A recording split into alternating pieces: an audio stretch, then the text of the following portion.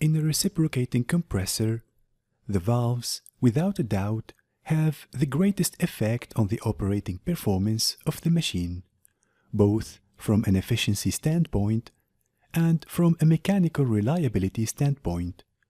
The valves are installed in the compressor cylinder directly in the gas stream as depicted in this example. The valves are subjected to considerable abuse. It is actually surprising that we have as little valve trouble as we do.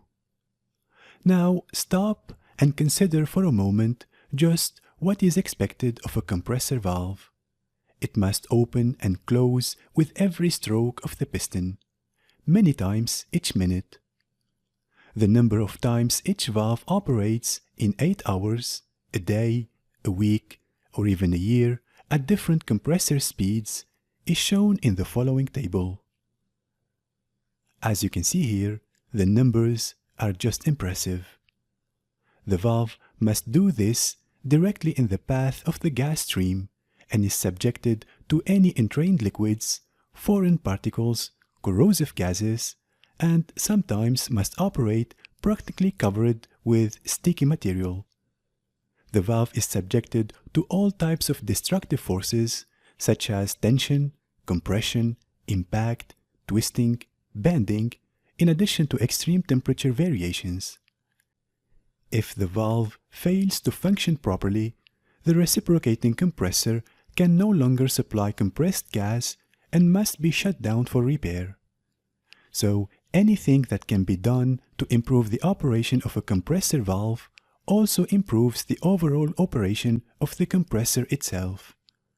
Successful operation of a compressor valve begins with sound basic design to meet the specific requirements of a given installation. The valve must be adequately maintained and used in a normal manner. In this regard, this section will provide you with a complete understanding of construction details and functioning of compressor valves. This understanding is a prerequisite for successful operation of your reciprocating compressor. This section is built with over 4 parts, each tackling a different aspect of compressor valves. First, we will present the different types of valves such as ported plate, concentric rings, or puppet valves. We will use extensive 3D models and animations to give you a virtual practical exposure on valves. Then we will present the various valve materials, the major problems and operating limits that could occur, and how to troubleshoot them. So, if you are ready, then move to the next video and start exploring this valuable section. To begin our discussion, let's first answer a basic question. What is a compressor valve? Compressor valves, as the ones depicted here, are devices placed in the cylinder to permit one-way flow of gas either into or out of the cylinder. You can actually think of compressor valves as automatic, pressure-activated check valves.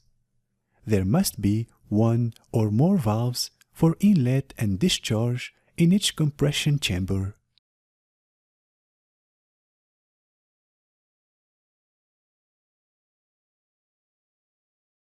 Basically, a compressor valve needs only 3 components to do the job it is supposed to do.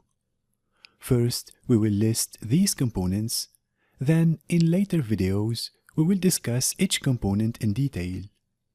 These components are the valve seat, the sealing element, and the valve stop to contain the travel of the sealing element. However, keep in mind a valve comprising only these components installed in a modern compressor will not deliver the expected efficiency. Due to the high demand on today's reciprocating compressors, the valves need a much more elaborate design than the one outlined here. Today, compressor valves either incorporate or exhibit the following characteristics: large passage area and good flow dynamics for low throttling effect, low mass of the moving parts for low impact energy, quick response to low differential pressure, small outside dimensions to allow for low clearance volume, low noise level, high reliability factor and long life, and finally, ease of maintaining and servicing. Of course, these characteristics will be discussed in detail further ahead.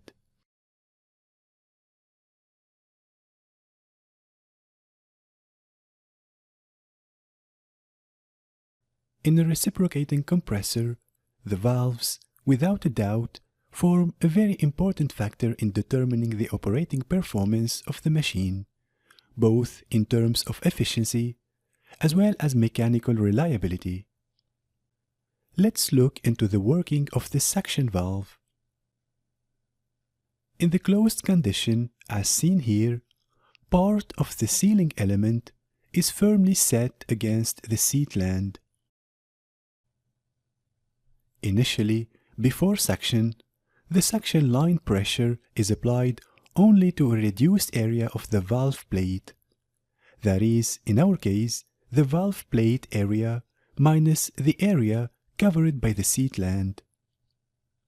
As the piston starts its movement, the gas trapped in the cylinder is expanded, the pressure inside the cylinder decreases, and the pressure differential across the suction valve increases. It actually increases to a point where it overcomes the spring load. At this moment, the valve opens to admit gas to the cylinder. Towards the end of the suction stroke, as the flow diminishes due to decreasing piston speed, the spring force makes the sealing element to return to the seat land and close the valve. The compression of fluid as the discharge stroke starts ensures the closure of the valve. Okay, let's now shift our attention to the discharge valve. Actually, the factors which act toward build-up of initial inertia in the opening of the suction valve are also applicable towards the opening of the discharge valve. This creates the effect of a high initial differential pressure to lift the valve.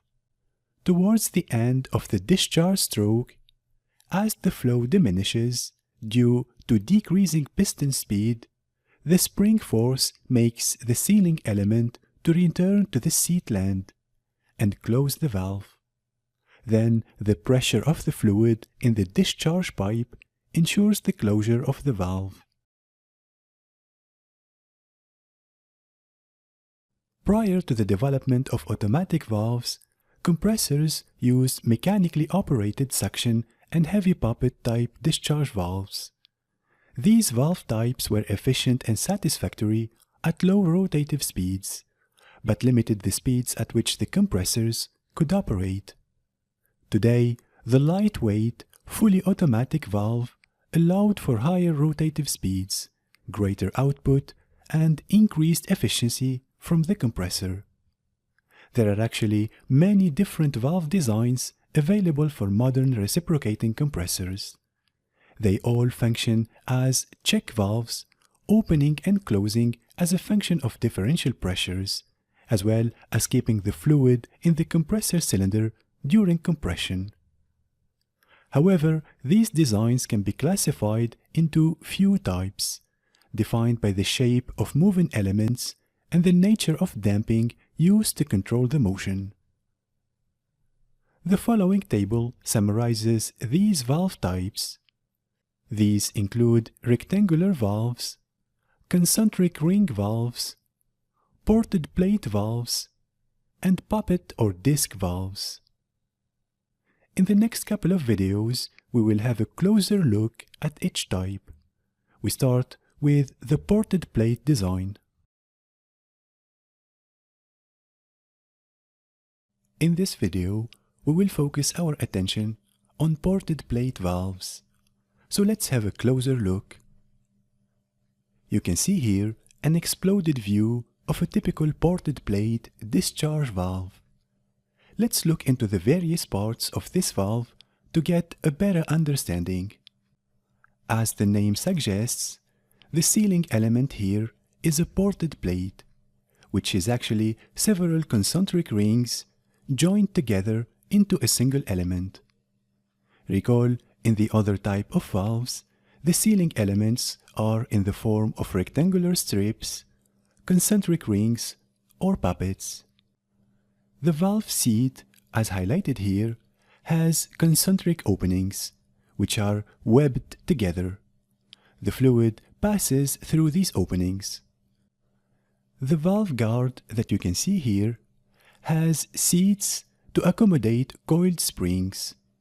Notice here that the ports in the valve guard are in line with the ports of the sealing plate. The fluid which passes through the concentric openings enters or exits through these ports. The exploded components are now viewed from the top. The locking nut and pin are also seen. Okay, let's now assemble the various components. First, the ported plate is firmly seated on the valve seat, as you can see here. This stops the escape of fluid from the concentric rings. Then the springs pressurize the ported plate on to the valve seat. Next, the valve guard supports the springs towards pressurizing them against the valve seat.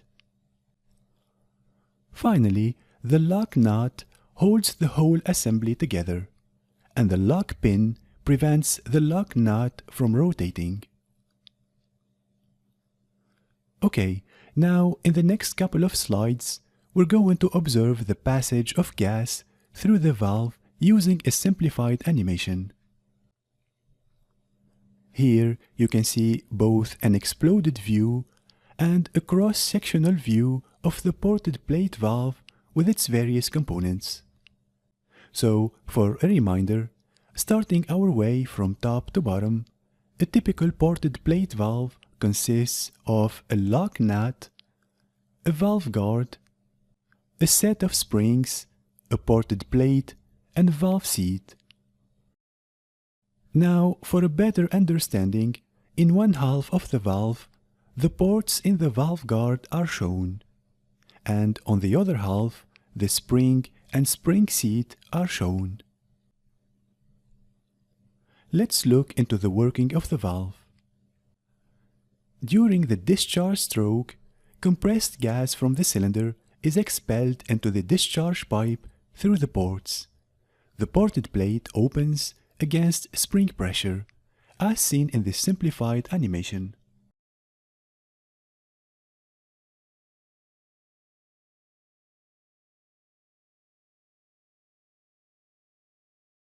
On the other hand, at the beginning of the suction stroke, the reduced pressure inside the cylinder causes the ported plate to close over the valve seat, as seen here. Now, in a reciprocating compressor, the valves are held in their place by various clamping arrangements. You can see here a typical valve restraint. The valve restraint assembly is either placed on the compressor cylinder end, as in this example, or on the cylinder side wall. In this arrangement, the set screw that you can see here is tightened so as to establish the required valve tightness.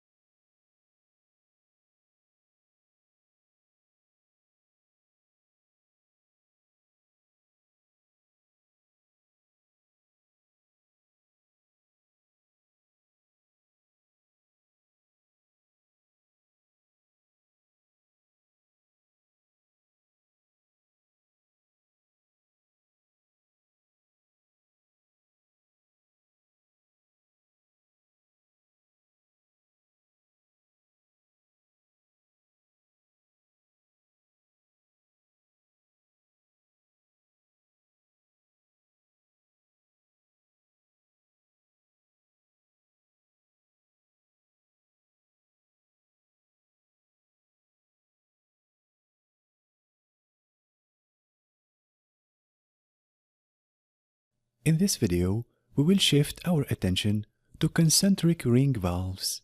So let's have a closer look. These valves use one or more narrow metallic or non-metallic rings arranged concentrically about the center line of the valve, as seen here. Springs are provided by either wave springs or, more commonly, coil springs. There are many variations of springing configuration, but the most popular in use today features multiple small coil springs on each ring, as is the case here in our example. For these valves, lift is controlled by a flat stop that limits the ring motion. Concentric ring valves have a wide application range and are used in low to high-speed applications. From my industrial experience, I have seen that the top end of application speed for these valves is in the area of 1200 RPM. Also, these valves can easily be used with plug-type unloaders, as seen here, by eliminating one or more of the inner rings. This concept will be covered in detail in the compressor capacity control section. The rings have either a rectangular cross-section or a more aerodynamically streamlined shape, as in our example. The 3D animation that will follow will provide you with more information. Keep in mind, though, that valves that use a rectangular ring are easier to manufacture and maintain. This favors the rectangular configuration in most applications.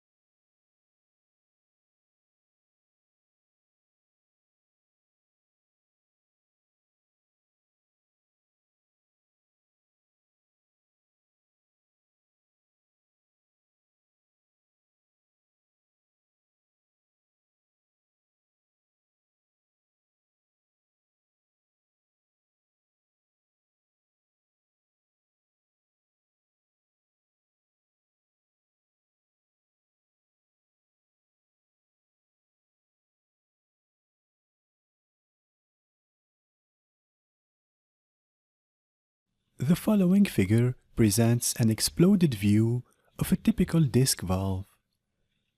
Starting our way from top to bottom, this type of valve includes a nut, a valve seat, a seat plate, numerous poppets with their associated springs and spring supports, and finally a valve guard. In this arrangement, the poppet's spring assembly represents the sealing element of the valve. The seat plate represents the valve stop to contain the travel of the poppets. Here you can see a picture of a poppet valve taken from our maintenance shop with the seat plate, the valve seat and the upper nut removed. Now, disc valves or puppet valves find many applications. The geometry varies from a single small disc in small valves to multiple discs in large valves.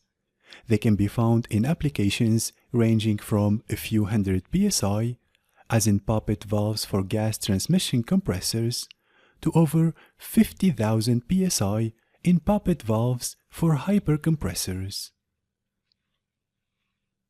The design characteristics of puppet valves, as we have seen previously, are multiple non-metallic and streamlined sealing elements in single or double-deck valves.